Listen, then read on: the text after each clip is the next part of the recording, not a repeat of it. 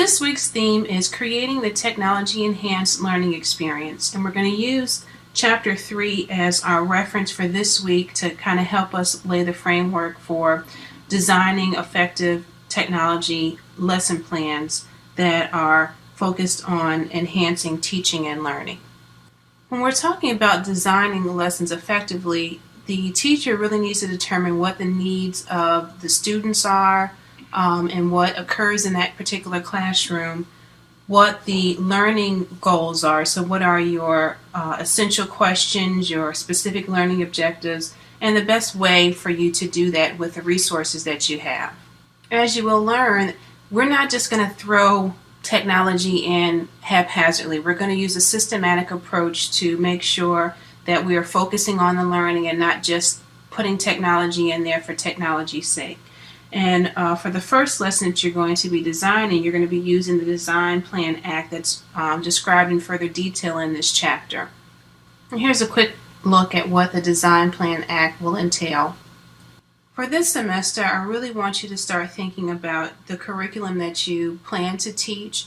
And this week, we're really going to focus in on a targeted portion of that curriculum, and you're going to define some questions and some objectives around that, and all the lessons that you're going to build are going to support this phase of the process. So this week I really want to give you enough time to really think about what that should be so you can lay the proper foundation for the rest of the semester.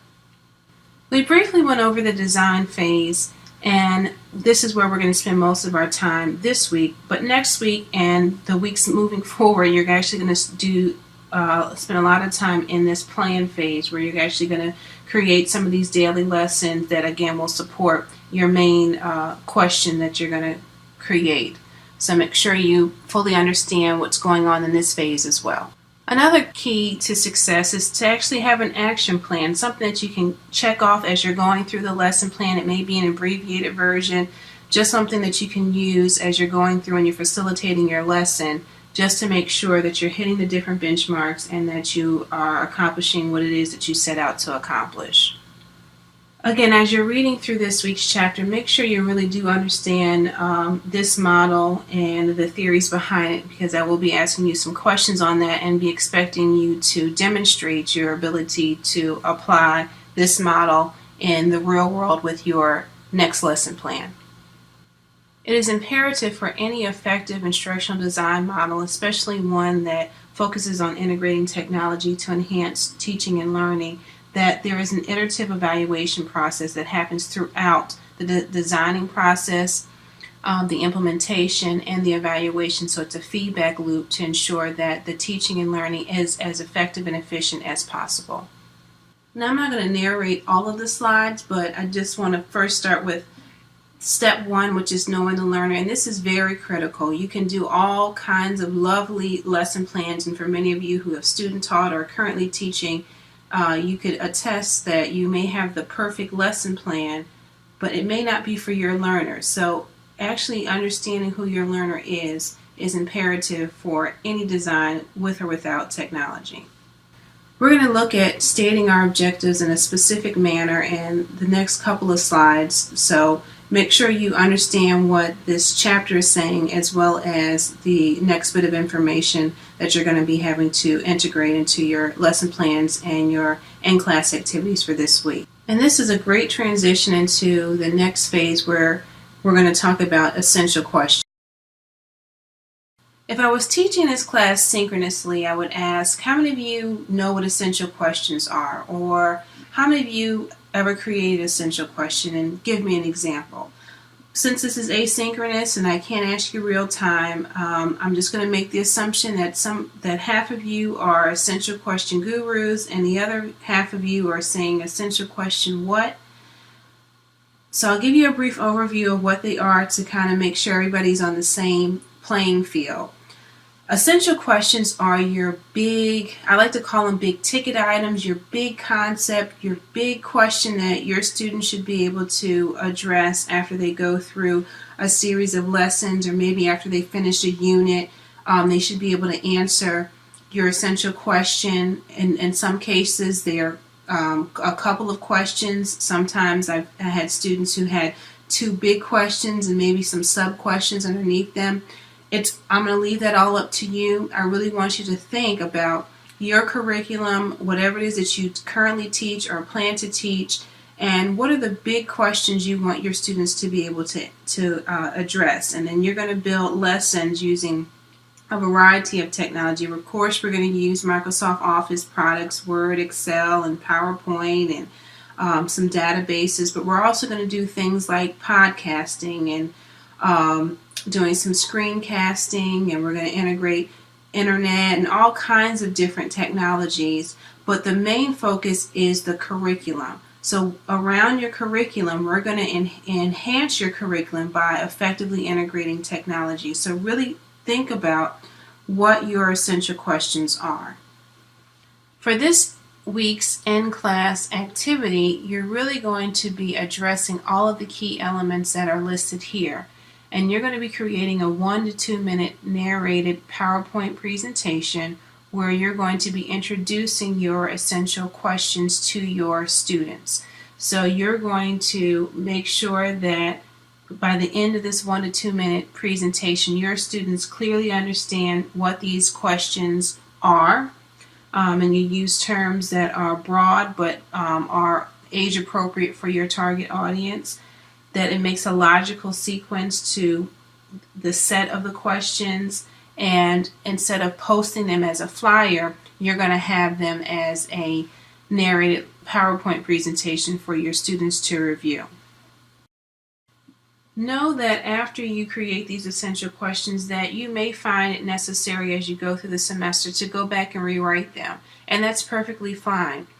For this in-class activity, I'm going to have you post it to a blog, so you'll upload your PowerPoint presentation for your fellow classmates to review and provide feedback as well, which will also help you enhance your essential questions and maybe more clearly refine them or define them, or maybe even make them more broad. Some of you may be too specific when you're talking about essential questions, which should be big ticket items that couldn't again be answered with a simple yes or no, or the answer should not be able to be found by just doing a simple Google search. And here are just a few examples of essential questions. Feel free to search for your specific discipline that may help you better understand what an essential question looks like for your area, your grade level, but hopefully this will kind of help you get started with what does that really look like. Now that we have our essential question, we really need to define what our learning objectives are going to be. And you're going to create what some people like to call SMART objectives. We're going to use the ABCD model for our objectives. And so for each one of your lessons, you're going to have your essential question, and then you're going to have at least 1 or 2 learning objectives that will help those students more clearly answer your essential question. So if you're not familiar with the ABCD objective model, I'll kind of run you through what that looks like. So you have the A is for audience, and so you're really going to start with your audience. I mentioned before it's imperative for you to know who your audience is, know your learner, and in your case your learner would be a student. You can specify 5th grade student, a chemistry student, a music student, whatever that would be. You're going to specify what that is. And then the B is for behavior. So what do you want them to do, or what do you want them to accomplish at the end of this particular lesson?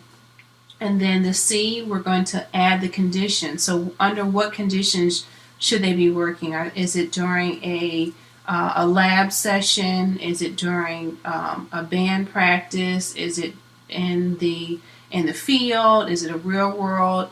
What is the conditions, or what are the conditions that your students will be working with and under, and make sure you clearly specify what that is. And the last element is the degree, and this is really how you will measure success. What is the degree or level of performance, mastery, proficiency that will be acceptable, where you can deem that this student has clearly satisfied this particular learning objective. And you would need to say what that threshold should be. And now that you've broken down that objective with the A, B, C, and D, You just put it all together, and then you have what a lot of people refer to again as a SMART objective, because it can be measurable. It's not just saying the learner will be able to know how to tie their shoes. That's not really measurable. You need to go and more clearly define what that is, and we'll go through a few examples on the next slide. And here are some examples that will help you kind of conceptualize what this looks like and hopefully help you develop your own objectives. I really prefer for you to read the chapter for yourself, so I'm not going to narrate the next couple of slides, but I will bring everything to a close at the end, so you'll see that the next couple of slides will just kind of advance themselves in the next 2 to 3 seconds. Feel free to pause and reflect as you go along.